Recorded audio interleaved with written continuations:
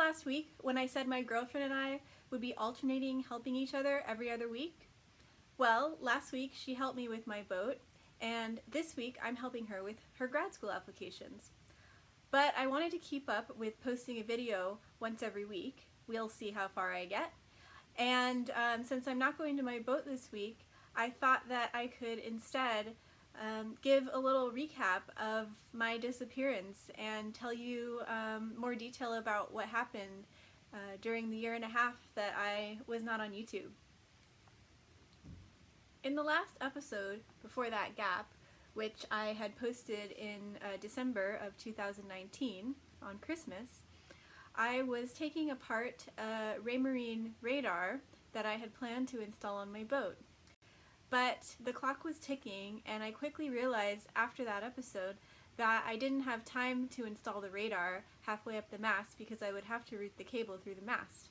And I would also have to solder an 8-pin connector, which I had never done before.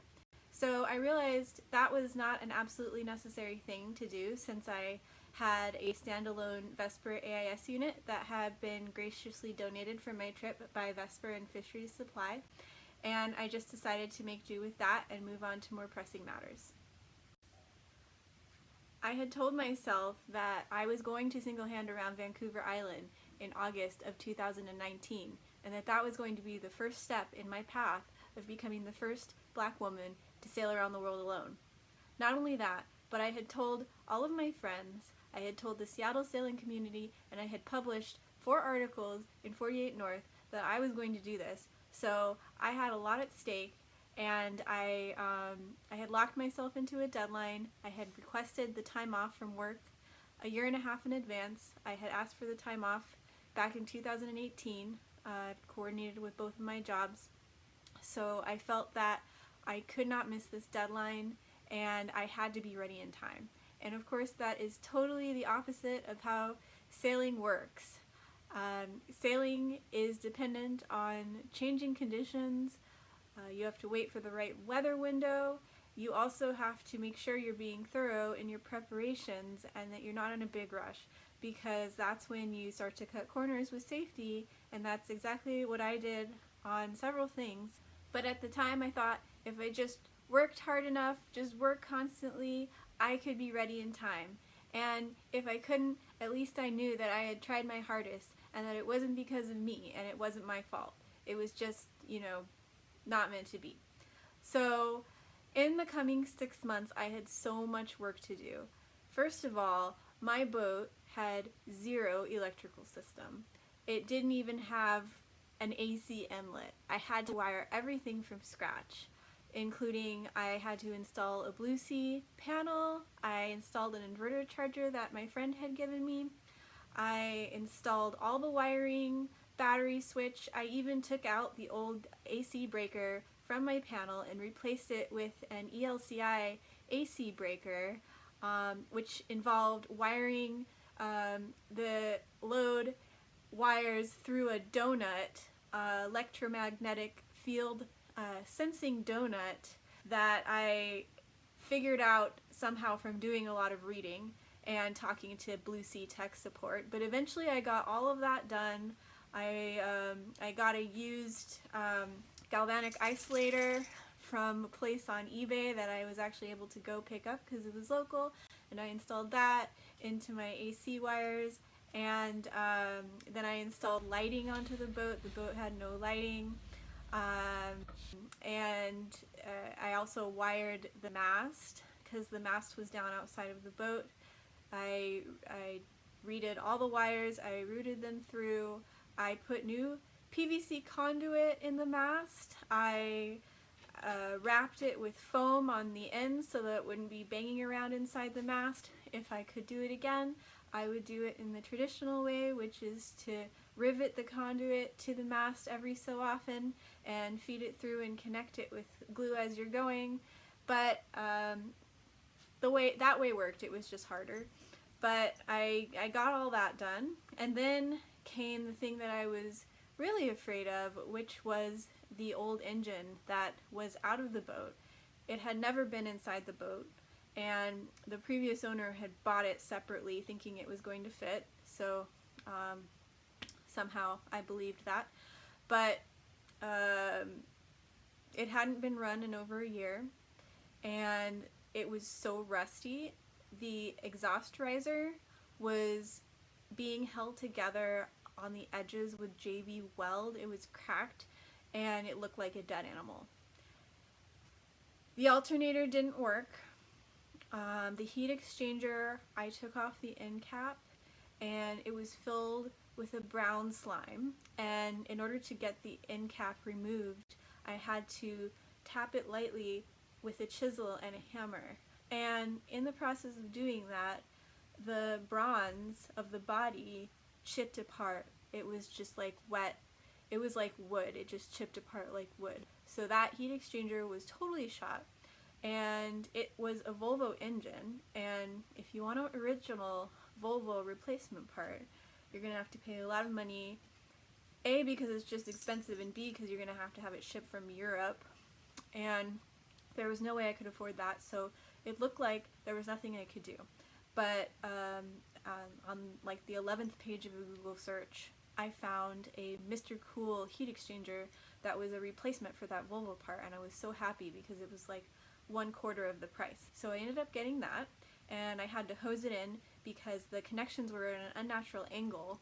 They were not the original Volvo connections. So I had to hose that in, and then I painted the engine pink, and I painted all of the engine accessories gold. My friend Meredith and I, Meredith is a diesel mechanic. We worked on the engine one night, and we were able to get it started outside the boat. We used a hose with a bucket for the cooling water, and I was so excited that the engine worked.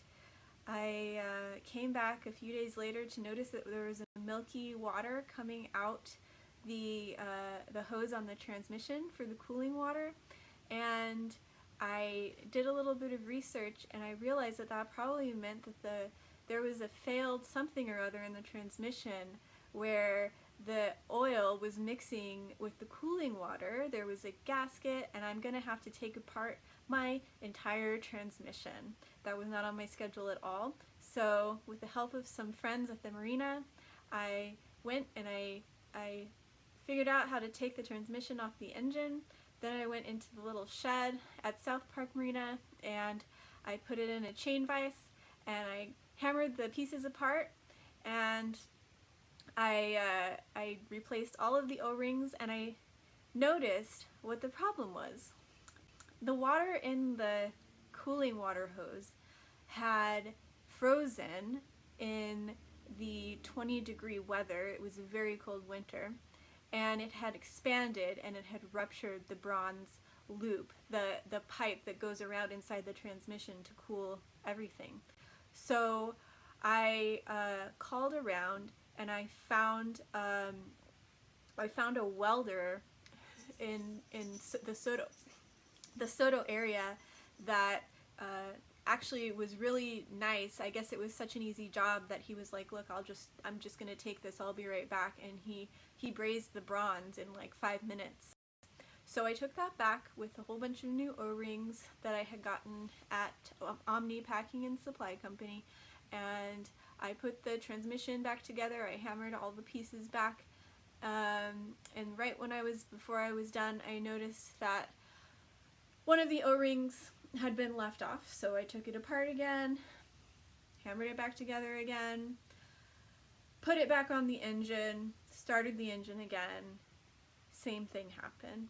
So something was wrong. I took it apart again, and I noticed that one of the O-rings that had been a really tight fit, you kind of have to get it on there precisely, and you have to kind of like hold it on while you're putting this other part on so it doesn't slide back off, had slid off, and it was crooked. So I did that one more time, put it back on, and then I realized that the O-ring replacement that looked the same wasn't actually the same. It was a little bit of a thinner diameter, so it was still leaking. Took it apart again, got the right O-ring, put it back together, and finally the engine water ran clear.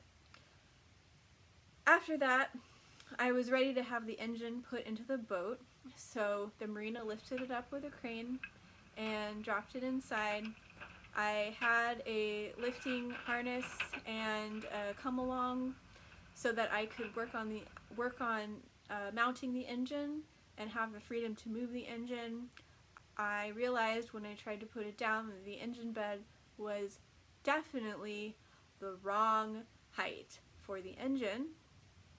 And I also realized that the transmission coupling had a different size bolt holes and pattern than the shaft coupling. So first things first, I just decided the only thing I could do was put one foot in front of the other. I had used Cove board for my Recording the Bow project. I don't know why I thought this was going to be a suitable material for building an engine bed. I think it's because I called Cove board and asked them, and they told me it should be fine. So I used Cove board.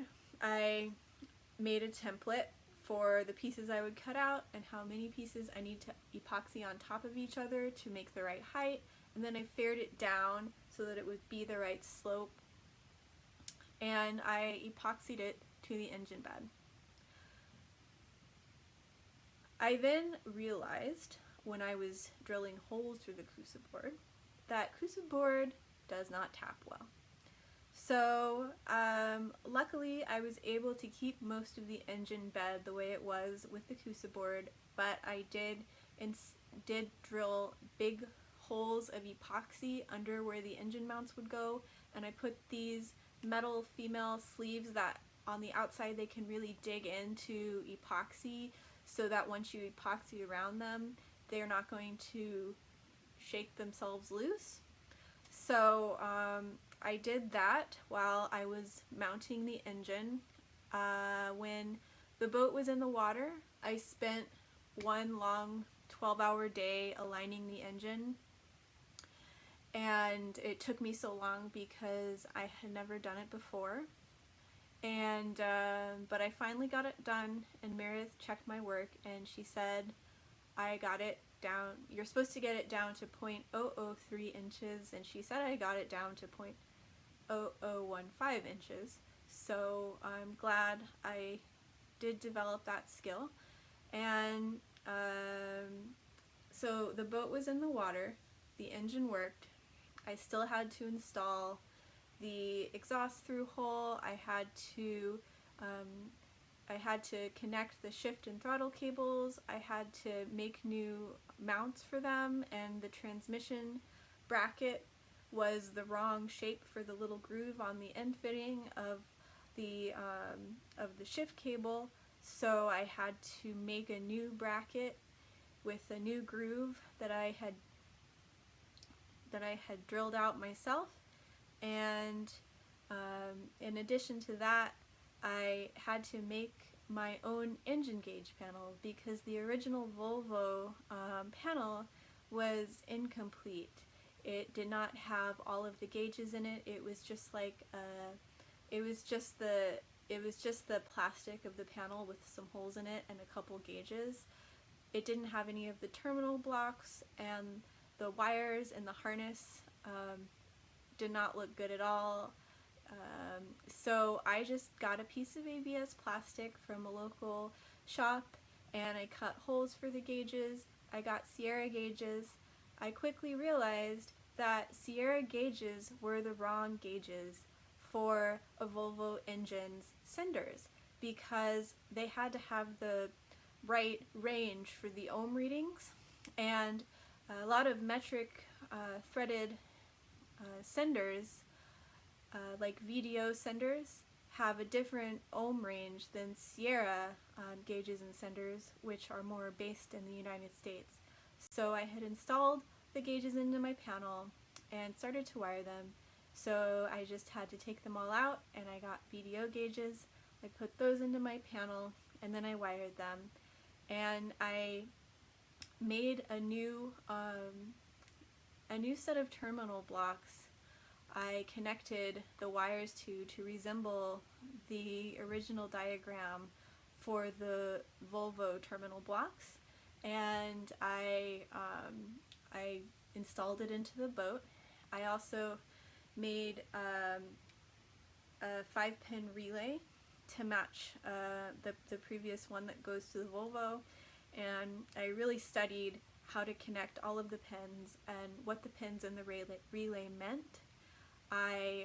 There were 2 pins that seemed to have really similar functions. They both seemed to make like part of the positive connection. I think it was like pin 87 and pin something or other. They both seemed to make it so that the starter would connect to the battery at the right moment.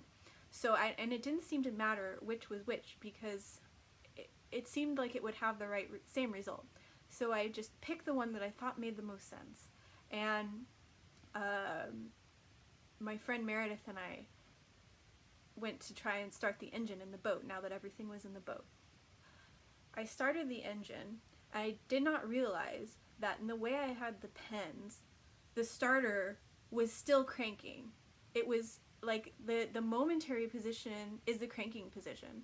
So, and the second position, just the on position, is what you're supposed to drop it back to after you're done cranking the engine and the starter has turned over.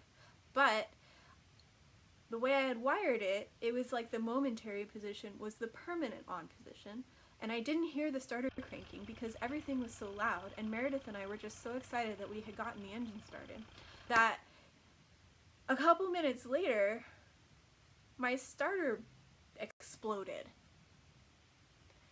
And I was just like, what the hell? So I knew I must have mixed something up. I talked about it with a few people, and we figured out that that's what I did. So I went to Blanchard Electric, which was close by. I got a new starter ordered. It came a couple days later. I hooked up the starter. I changed the 2 pins around, and I started the motor again, and I made sure to listen, and the starter was only cranking when it was in the momentary position. So then I let the engine run for a while, and everything sounded good, but the alternator was not charging the battery. And the thing I didn't know about was diodes. I learned that I needed a diode in the wire for the alternator. A diode is it's like a check valve for electricity. It's a one-way valve for electricity. And it makes it so that the electricity that is being generated by the alternator is not going, okay, I don't remember, it was so long ago, but that it's not going back to the alternator or something like that. I'll look it up again later. But I knew it at the time. And I installed the diode, and then it was charging the battery, so everything was fine there. The last thing I needed to do was install a wet exhaust hose to the through hole, and I installed the through hole into the hull, and I hooked it up to my new exhaust riser, and I installed it pretty high on the hull. It just did not occur. I think deep down somewhere I knew that water could go back into the engine somehow, but like I said before, this whole thing was not done the right way. I was in a rush, I was trying to make a deadline, and I was really stressed out. So I installed it high on the hull, and then I just moved on to something else.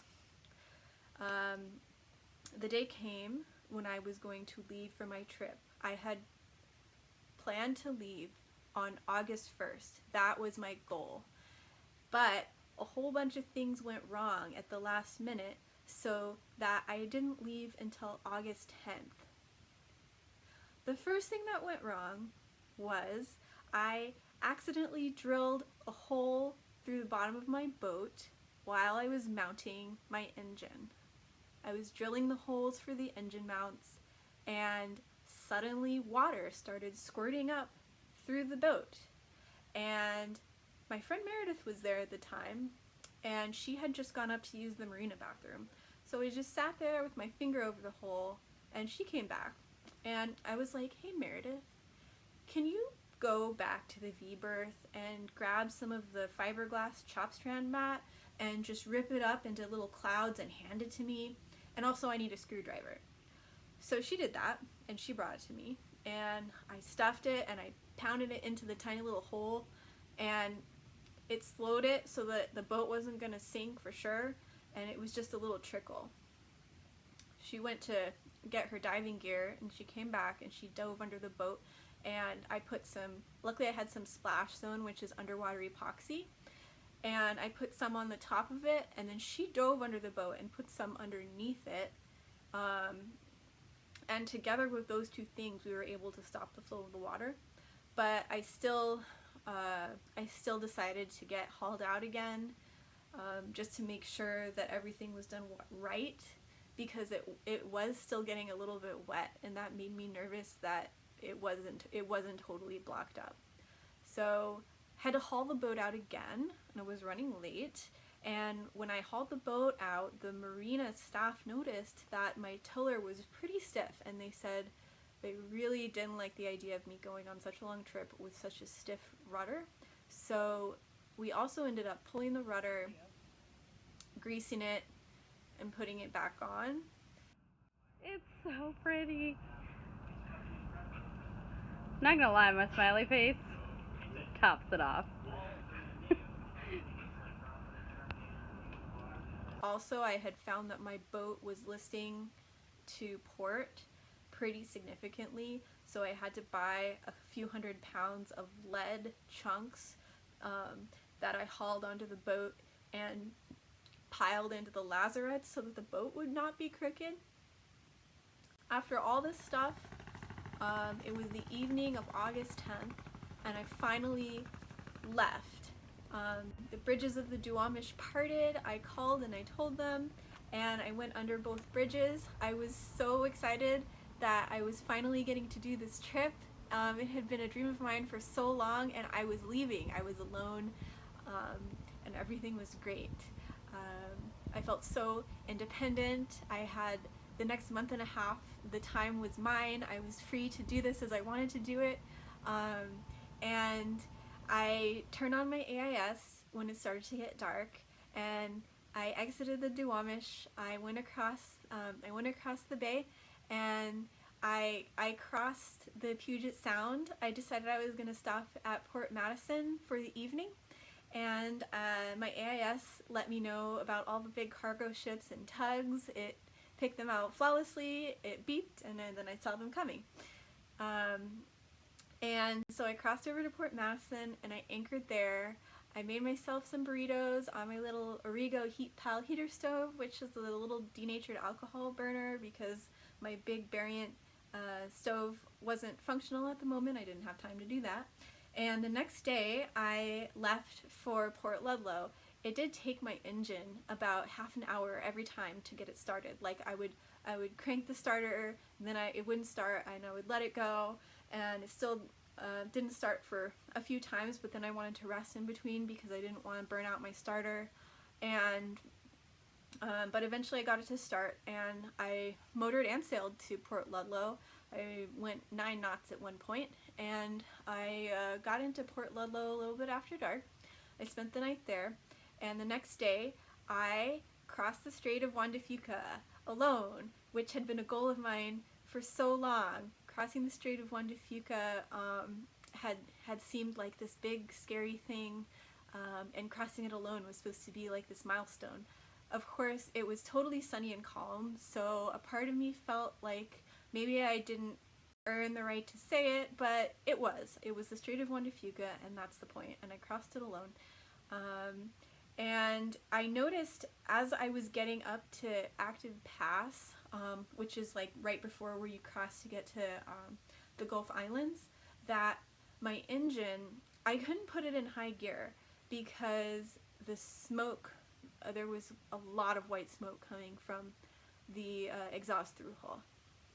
And I thought like, oh, maybe it has bad compression. I don't know. I did not have time to check. So I just ran it in a lower gear. I ran it in a lower gear, and the smoke seemed to back off. So I just accepted the fact that I wasn't going to be going more than 3 or 4 knots across active pass, and the currents were really confused. So I had to be hyper vigilant on the tiller, and I did pretty well getting across there. It just seemed like another challenge, and that I was glad to take it on. I was ready for challenges, and I got to my anchorage in Pender Harbor, which was right in front of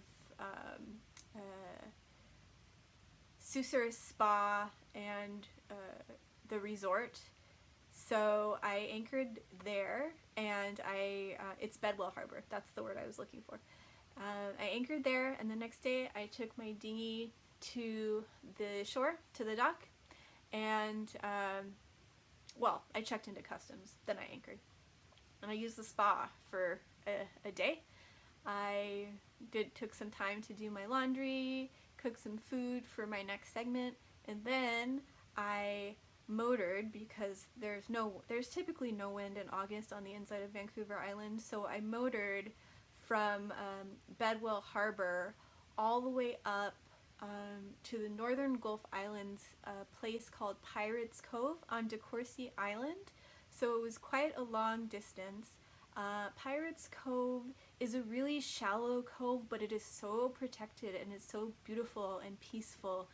So I was so focused on not hitting the big reef at the entrance and navigating to the right place at the entrance that I anchored. I didn't realize I anchored over a smaller reef inside the cove. And the next day I did run aground at low tide, and some really nice power boaters just barely got me off of that reef with their by tipping my boat by the halyards and just using their power boats to get me off the reef. So I'm very thankful for that, and I left Pirates Cove, and just in time I also was able to make it to Dodd Narrows at the time I wanted to make, even though that happened. So I made it to Dodd Narrows right at slack tide. I went through the Narrows, and then I anchored in Nanaimo Harbor. So I had already gone quite a ways from Seattle, and I caught up on my sleep, and then I went to see Nanaimo. I got the famous Nanaimo bars, and I got some for my family, and I did some shopping. I went to a chandlery, I stocked up on fuel, I took a shower, and I spent a couple days there. When I left Nanaimo, I got to sail for half a day, and I even thought about turning off my engine, but I didn't actually turn it off because a part of me was afraid that if I turned my engine off, considering how long it took to start, I wouldn't be able to turn it on again. And in that time, I thought I might risk drifting towards the lee shore.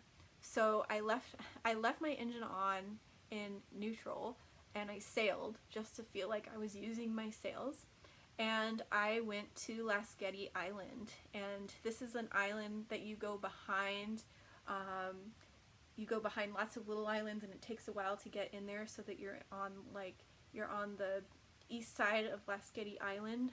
And I got right nestled into a little cove there. This is the mosquito capital of the universe. I closed my boat. I smothered my hair and my face and everything in tea tree oil. I know you're not supposed to put tea tree oil directly on your skin, but I didn't have anything readily available to dilute it, and my skin is generally pretty tough, not really that sensitive, so I did it, and it kind of worked. But the mosquitoes, I could still feel them on my legs. I could still feel them trying to get at me. So, but I dealt with that. It was only one night. The next day, I continued on, and I went to Comox. And Comox, it was pretty easy to get into the harbor. There was a series of buoys you have to get through, but that was pretty easy to understand. But when I got there, it was really deep. The shallowest place you could anchor was 60 or 70 feet. Luckily, I had a lot of road. I had a manual windlass and 180 feet of chain, and I had a mantis anchor, and I was pretty confident that my anchor would hold. That windlass, by the way, had been given to me for free by some of the marina staff at South Park, so I installed that myself too, and the anchor and everything. So I knew that I felt good about, I felt that I had done that right, and that I could really trust my anchor tackle. So, and it did hold. It held really well, and in the few days I was at Comox, I was in like pretty rough weather for just anchoring. It wasn't too protected, and there were 2 3-foot waves for like a 24-hour period, and a lot of the other boats were dragging. There was a boat that dragged all the way to the shore, and my boat hardly budged at all. So I really gained confidence in my anchor setup during that trip.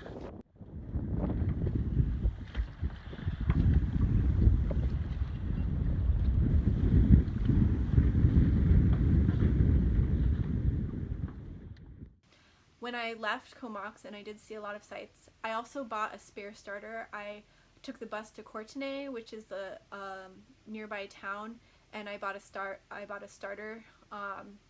because I had been feeling so nervous that I didn't have a spare starter. So just so I could have it. And after that, I left Comox to go up to the Campbell River, and I had a choice to make. I could either go through some of the rapids, like Hole in the Wall and a couple other ones, and I started to go in that direction, and I anchored overnight in a place that was meant to start me going in that direction. But then I thought about it, and I realized that I'm not a power boat. My boat doesn't go that fast. I also can't go as fast as my boat is meant to go, which is 6.5 knots hull speed, because my engine can't go in high gear because something's up with the smoke. So I was not going to get through all 3 of those rapids near slack tide before the currents became too much to deal with and totally unsafe. So I decided I would go through the Campbell River, and that I would go through the Seymour Narrows. So I obsessively timed that. I arrived at the mouth of the Campbell River like 2 hours in advance, and I just motored around and around in giant circles for 2 hours, eating a sandwich, eating snacks, reading a book, doing whatever, because I wanted to make sure I entered the Campbell River at exactly like, I don't know, whatever. I calculated exactly when I needed to enter the Campbell River so that I would get to Seymour Narrows at this exact moment, and that I could get through Seymour Narrows right when the slack tide was happening, and also that it would, if it changed, it would change in my favor and not spit me back out. So I had done a lot of planning on this, and I did get to Seymour Narrows just about at the right time, and things went pretty smoothly. It was still, even at slack tide, it was really rough on the tiller to get through the currents. The currents were still crazy, but they were manageable, so I'm really glad I got there then, and that it wasn't at the wrong time, because that would have been totally unmanageable. So I got through there, and I anchored in a place called Deepwater Bay, which is the second bay after Seymour Narrows, and it's called that because most of the bay you can't anchor in, it's so deep. So there was one shallow spot I picked, and I anchored there. And I spent a couple nights there. It was beautiful, it was secluded, I was the only one there, and eventually I decided to leave. I was waiting for a weather window. The wind was just going to be against me the whole time. I was trying to come up the Campbell River to get to the northern part of Vancouver Island, and I was anchored at a lee shore. I was like 150 or 200 feet from the shore. Luckily, my anchor was holding so well. That was the most reliable thing out of that whole trip. And I was watching my radius on my phone. Like as I slept, I would get up in the middle of the night and look at my radius and look where my boat was, and it was like a perfect circle going around the anchor. So I learned to trust it more and more. And this is 25 knot winds. This is 20 to 25 knot constant winds towards the shore and towards the rocks. So I decided that I was going to need to leave soon, and that the wind, according to my VHF radio, the wind was going to change soon. And I decided to start my engine. And the engine, as soon as I turned the starter, it just sounded like it was coughing up mucus. And then the fuse blew on my battery. So I tried another battery fuse. I had another terminal fuse. Same thing happened immediately. So there was something in the starter that was creating resistance that was causing my battery fuses to blow. Luckily, I had bought that other starter, and I just thought, oh, something's wrong with the starter. So glad I did that. I took the starter off the motor. I put the other starter on the motor. I used some Formagasket to close the starter to make sure nothing got in that hole, and I tried it again. Same thing happened. I had no idea what was going on. I tried to hand crank my engine. I lifted the decompression lever. Oh, and luckily I had a Garmin InReach satellite communication device that I can communicate with my friends with. And I had my friend Paul, he's very much older, had lots of experience, I talked to. And we both came up with the idea that I would try to start the engine by turning the pulley with my impact gun, with a socket and my impact gun. So I lift the decompression lever and I put the impact gun, the socket around the hex bolt that is the same size, and of course it just like stripped it immediately. Just started stripping around in the socket. So I realized that wasn't going to work. I hoped I could wait until the weather might shift a little bit so I could try to sail out of there, so I waited another day or so. But it was just a lee shore the whole time. And the problem with single-handing with a manual windlass, this trip has taught me that I want an electric windlass, is that if you have two people, you can have one person with their hand on the tiller the whole time if you're at a lee shore and you need to get off of it. One person can have their hand on the tiller, and the other person can be up at the bow lifting the anchor. If you have one person, you have to be up at the bow to lift the anchor.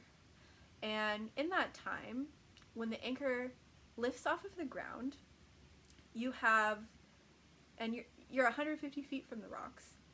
You don't have hardly any time at all before your boat could get turned around and be splashed onto those rocks. So I didn't feel comfortable lifting my anchor and running back to put my hand on the tiller in order to sail out. And by the way, if the wind is pushing me towards the lee shore, I have to point really high in order to tack back and forth to get out of there. And I had a Rawson 30, the heaviest 30-footer ever built. I did not point well. So all of those factors together, all of those risks together, made me realize that I was not going to lift my anchor at all.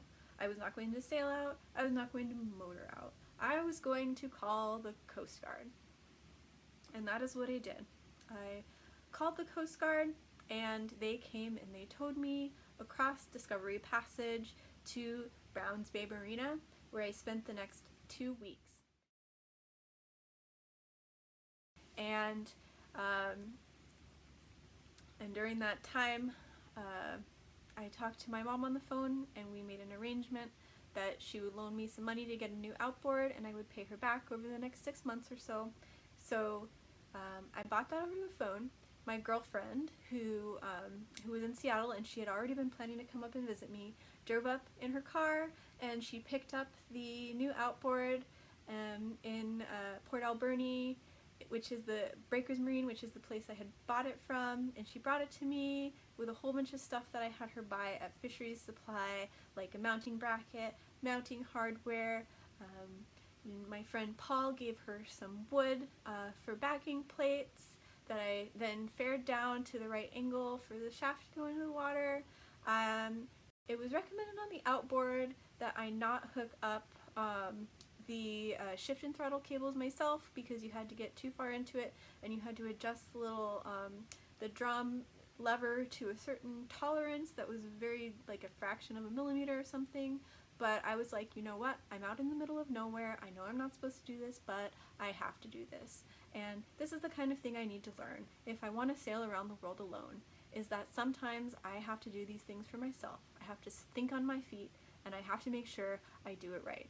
So I read the instructions anyway. I adjusted the throttle drum lever to the tolerance that it said exactly in the manual. I used something like a feeler gauge or something like that to make sure it was exactly that far away from the edge, and it never gave me a problem, so I assume I did it right. Good to know I can do something right. And about 2 weeks after I got to Browns Bay Marina, I left. I went back down to Comox. I got stuck there for a little while because of the weather, and I ended up sailing. My only weather window was overnight through the Strait of Georgia.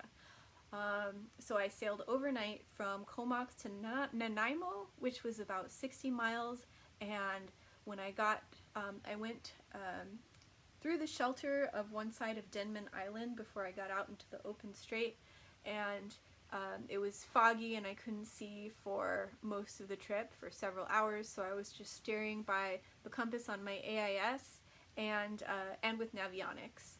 So, and meanwhile, I realized that it's really not ideal to have an outboard motor because if you have any kind of swell or wave action, the propeller comes out of the water and it starts to over rev because it's trying to compensate for the fact that it's suddenly in the air instead of in the water, and it's not getting the same resistance, which is really not healthy for the outboard. So I was trying to angle my boat at just the right way so that it doesn't get so that doesn't happen, but of course it would happen now and then anyway. So I got to Nanaimo, and after that the return trip home was relatively uneventful. Everything went okay according to plan, and I made it home. I went through the Swinomish Channel that time, and this story is going to be continued in a couple weeks. Next week, like I said, my girlfriend and I are helping each other, so next week she's going to be helping me with my boat, so I will get to go to the boat, and I'm going to continue where I left off last week with my teak capriole oiling project, and I'm still waiting for it to not rain enough to actually start oiling the capriole. So hopefully I'll have an update about that next week. But I'm going to continue with this story the week after that, because I will be helping Harriet with her grad school applications again, and I won't be going to my boat, which will be another opportunity for me to tell you what happened after I got back from my first attempt at Vancouver Island, and all the lessons I learned from it, and all the new plans I made, and all the adjustments I made in my thinking, and how I'm going to move forward now that I've worked all of that out. So have a good week, and I'll see you next time.